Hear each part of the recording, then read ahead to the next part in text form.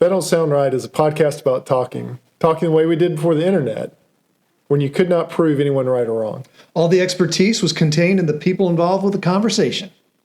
I'm Peter. I'm Cecil, and I hope you enjoy our conversations. And as you listen, if you find yourself silently saying, "That don't sound right," send us a comment. You're one of us. For our audience, if you don't know what noodling is where you fish with your bare hands for typically catfish. Yeah. Always. I would think it's always a catfish. Yeah. Always.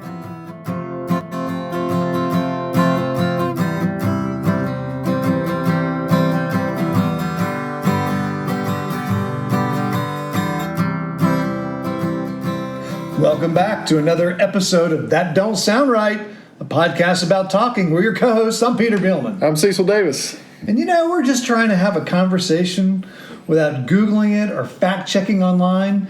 But in all fairness, sometimes the feed to my social media will send me something because I had mentioned it to you or to my wife or to a friend in passing. Yeah. And it'll send me something.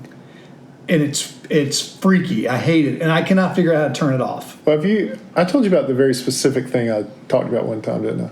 Tell me. So one time, I didn't really believe that everything was listening until I was talking about a 1973 Ferrari Daytona Spider 365 Ford. That's right. And it showed up in my feed the next day. Yeah. See, that car is rare, and I mean, there's no reason for it to show up in my feed. I hadn't searched for it. I just talked about it. I'm telling you. So our next episode we'll talk about listening. We'll talk about what it heard from me. Oh. Yeah, and it actually sent me an article. I read it, and I resonated with it. And we're going to talk about it. See, that's good. It picked up on what you wanted. It did. I guess it fed did, it right back to you. It did a good thing, I guess. Yeah. But I don't think any. But anyway, it's simple. We're just talking. Yeah. And you feel like you have something that don't sound right. I don't know why we hadn't talked about this before. I don't know why between the two of us, and especially since we've talked as much about alligators as we have, why this has not come up before. Bring it on me. It's noodling. Noodling. Yes. And yes. Do you know what noodling? Do you know what noodling is? I do know what noodling is, and it is one of the most insane things I think I've ever heard of. But you're a pretty adventurous guy. Yeah, but I really value my digits. Right. So for our audience, if you don't know what noodling is where you fish with your bare hands for typically catfish. Yeah. Always. I would think it's always a catfish. Yeah. Always cat. I don't know any other fish you would noodle for. Mm-hmm.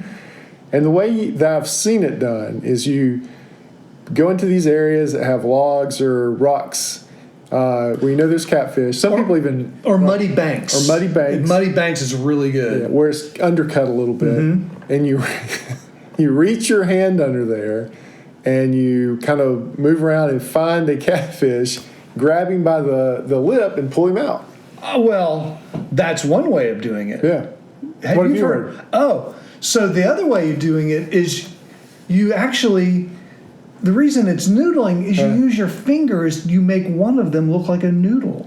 You hold your finger out flat, and you lift your middle finger straight up. And something bites it? And you wiggle it. And the big fish swallows your hand whole. Man. And then you've got him, its mouth is on your hand, and you grab its inside of its mouth, and you yank him out of his hole, and now you got him. Yeah. I cannot imagine the amount of money. What are you doing? I can't imagine the amount of money you would have to pay. And I have done, I think, some borderline crazy things. Yeah, I think so. In my life.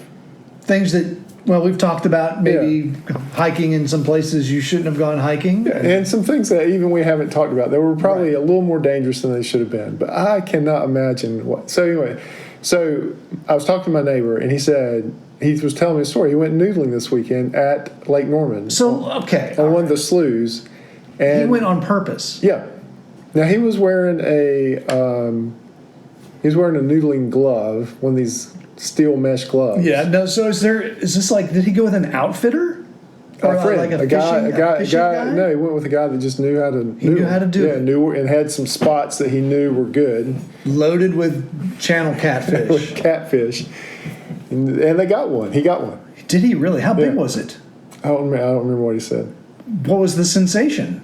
He said it was. He said it was the craziest thing he's ever done. He said it was wild. I mean, it was surreal. Was he afraid? I don't think so. Did he get so? I mean, the pictures I've seen of these guys doing it. This is generally in Mississippi and kind of muddy rivers. These guys are. They're not in boats. They're kind of wading in the water, and they're reaching into these holes that could house snakes, finger-removing snapping turtles. That's what would concern me as a turtle. Maybe an alligator. Not around here, but definitely in Mississippi. There's alligators. Absolutely.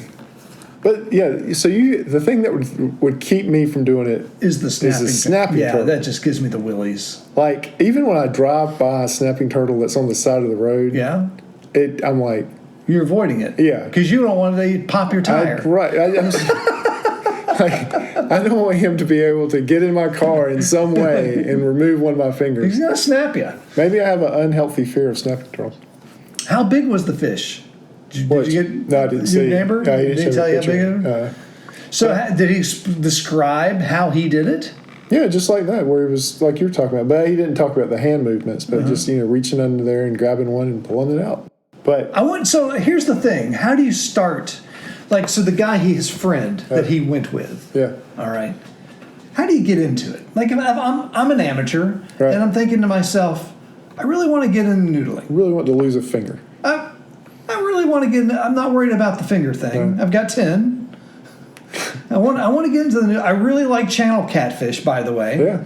And, well, not me personally, but, you don't like catfish? No, I'm not a particular. I mean, I do like a good fried catfish fillet. Yeah. It's great. But not enough to do this particular sport. But how do you get into it? I have no idea. Well, I guess his friend. You get hooked up with somebody that's already doing it. I have a feeling you have a family member that's done this, and they're wondering why we haven't done it yet. I just feel like this is going to come back to me. I'm going to get a box. You might. My brother's alligator hunted. They get a permit to go down into the swamp and alligator hunted, but I don't know. I don't. Besides this guy next door, I've never known anybody personally. No. That's noodled. No, right. I haven't. Yeah. I don't know anyone who's done this. Yeah, I mean, I've seen big catfish in ponds. Yeah. Like where I could see them, but no way did I want to reach down there and grab it. I've seen pictures of these guys holding up catfish, and the catfish is their forearm is half their forearm is in the mouth of the catfish. Fish, yeah. Well, again, it takes you back to if you get the catfish, that's one thing. But if you get anything else, it's game over. Right. I wonder if this steel chainmail glove he was wearing will protect him against a snapping turtle. That's what I would like to know. I bet a snapping turtle that wouldn't even slow a snapping turtle down. I mean, I kind of assign superhuman strength to snapping turtles. Well, I think you should. Yeah. I mean, I bet you the good thing about having a glove is that the snapping turtle will probably still cut your finger off, but at least you can get it back. It's still attached. You haven't lost it forever. Right. You can get it back. They can sew it back on. Yeah. Was there any drinking involved? No. Nope. I would think that's another kind of an anesthetic in case something happens. I really didn't feel it. Well, these guys that you see on TV that do it, I've seen some of them do it without gloves. Yes, right. But I think I've also seen pictures of them missing some digits. Have you? Pieces, at least. Yeah. Well, again. But I don't know if that came from the turtle or from their job. Right. Or a farming accident. Right. It could have been anything. Right. Or fireworks, So the question is... Noodling on the 4th of July, blowing stuff up on the 4th of July. It's all going together. Would you noodle? No. There's no... Do you want me to think about it? No. No. There's no... I really don't have a desire. Yeah, I can't think of a situation where I'd want to do this. Well, I don't like a catfish anyway. Like, I like to eat them. Yeah. But I don't like handling a catfish. I never have. I got popped by one when I was a kid by the So if you're not familiar Yeah, with catfish, the fins right behind their gills have a spike. Right. It's everyone, I think a lot of people think it's the whiskers that'll get you. Right. It's not the whiskers. I used to think that, but Me it's not too. the whiskers. Not the whiskers. Yeah. It's not it's- the dorsal fin, but the Yeah, there's two like little thing's the pectoral fin. yeah, the pectoral fins right behind the gills, and They they're got like spikes. Yeah, and when they whip their head around, they can drive one of those into. I've had one in my hand. I've had one in my foot. And there's all kinds of bacteria and bad stuff in there, germs. I used to think there was some venom associated with it, but there's not. It's just that's another old wives' tale. bacteria. But it hurts. The dorsal fin will get you too. Yeah. The dorsal fin has a spike. But that hurts. I'm I can't sure it remember that does. pain, and so I guess I'm a little gun shy. Yeah. Because that's the other thing. I don't want to reach in there and just miss, and then just whip those spikes around again. Yeah, I mean, what if you reach into the side of his head? Right. Then he just jabs you. Although you've got the chainmail glove of victory. I think I've convinced myself that I have no desire to do that. Do you? Yeah. So you're. Oh, no. You're. No. Are we surprised that neither one of us? I'm a little surprised that you were not. Well, but you surprised me that you wanted a Corvette C8 too. So. Yeah. Well, that's Yeah. Well, that's my second dream card. Yeah, clearly my first dream card is the Scout that's sitting in my. I'm surprised that at garage. least not one of us wants to do this. Yeah, maybe one of our listeners does. Maybe maybe I'll ask your question about how do you get into it. Right. Yeah, I imagine this is a word of mouth thing. Like, well, does your neighbor, does he want to do it again? He didn't say. Is this a source of fishing he wants to really take up? I don't think so. But he said it was wild. He said it was crazy. Was he in a boat? Nope, they were waiting. They were waiting. They were in a slough or something on Lake Norman. Okay. Kind of a muddy slough. Huh. But I'm a little surprised. Is there That I wouldn't want to do it? Yeah, is there something else out there like that? That I would do? Yeah.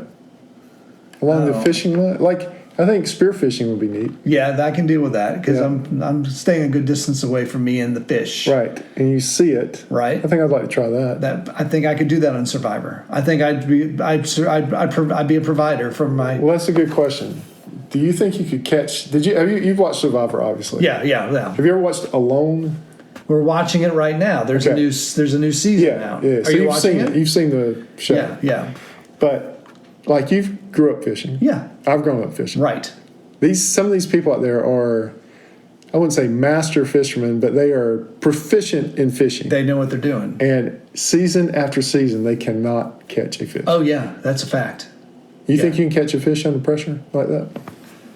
Maybe once, but not to sustain myself. You don't think you could? No, I don't think fish? so. So what would you sustain yourself with? Oh, I would die. You tap out. I mean, clearly you got it. The only way to really get it out there is to fish. I don't see. I've seen one guy kill like a large animal one time. He did kill a made muskox. it. Yeah, he musk made ox.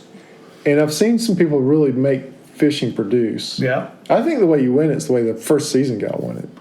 And that's where you just go into hibernation. Yeah, mode. he did. Yeah. He ate pretty good to start off with, but Yeah. then he just hibernated. Yeah, he just didn't move. Yeah. I saw the guy that built the pier. Yeah. I thought that was pretty clever. Right. But still, he ended up going out. Right. That's right. Yeah. I like some of those people are set up, I think, a little better for in the fishing situation. But yeah, I mean, Do you think you could fish on command? I could. Okay. No, yeah. I don't. If I was forced to feed myself through fishing like that in that situation, Right. I'd be. Yeah, I wouldn't. Yeah, I mean that's why I'm not going to go do this show. I mean, my relationship with wildlife. Yeah. They don't see me, and I don't see it. I mean, I wouldn't have to worry about a bear, Right. but I also wouldn't have to worry about eating a squirrel or a grouse because I'd never see them. I clearly don't see any of these animals out there. So I had a desire to do Survivor. Yeah, I still do. Yeah. I had no desire to do Alone. Oh, no. Or very, very little Yeah, desire. that's right. Because if y'all haven't seen the show, I'll describe it to you briefly. Yeah, go ahead. Alone, it's on the History Channel. It's on the History Channel. It's called Alone. And so like they'll take 6 or 7, 10 wilderness experts. Survival experts. Yeah. I mean, these are people that are the real deal. Yeah. And they take them usually up to British Columbia. They've taken them a little higher before, though, up to the Arctic. But Well, they've been to Mongolia. Yeah. They've been to Patagonia. They've been to Labrador. Oh, wow. They've been to BC. They're in Saskatchewan right now. So it's some very remote very, very, very remote. And they put you out, and you are by yourself, and it's the last man or woman standing. And if you start to lose too much weight, they'll tap you out. You can tap yourself out. Right. You have a radio. little satellite radios. That you can tap out. And they check you medically every few weeks. Often. Yeah. But you have no contact with anybody. And that's what gets everybody. And they have to videotape themselves. Oh, yeah. Right, they have to film themselves. There's no film crew. There's no film crew. They're doing it themselves. Yeah. There's no film crew. It's always the loneliness, I feel like, that gets people. Well, yeah, there's kind of three big categories that people that get out on. They injure themselves or they get ill. The injury thing is always interesting to me. Yeah. Because these, again, are survival experts. Right. And I've been sitting there watching them with a knife. I'm going they are going to cut yourself. That's right. Yeah, you don't. Yeah. And then they cut themselves. Yeah. And so I don't know if they're tired or hungry or like protein starved or something, just not thinking right or what. That could be it. Yeah. So it's an injury or this illness. We've seen some people, they get all their GI system gets all messed up for something they ate or drank. Yeah. Like one guy, he totally got chewed up because he started eating bark after not eating much. Yeah. And that was the end of him. There's also the guy that was drinking the brackish water. That was awful, man. Oh, yeah. So there's that. Then the second thing is the loneliness does get to them. And I've seen some of the best survivalists. I thought that would go the whole way. They had made a village. Yep. They had furniture. They had living room. They had all the utensils they needed because they made them. Yeah. These people are masters of bushcraft. Yeah. They tapped out because they couldn't handle the loneliness anymore. One guy even made a guitar. Yeah. The ones that make the boats are the ones that fascinate me. Because I'm like, what are you doing? Right. Wrong move, man. Yeah. You're going swimming. Right, and then your whole game might be over. Yeah. Just one false move like that. Like the guy who lost his flint. Yeah. That was the third category is equipment failure. Yeah. They burn their shelter down. They lose their flint. Oh, the ones that burn their shelter down, that's always pretty fascinating too. That's right. And they get X number of pieces of equipment. There's no food. Right.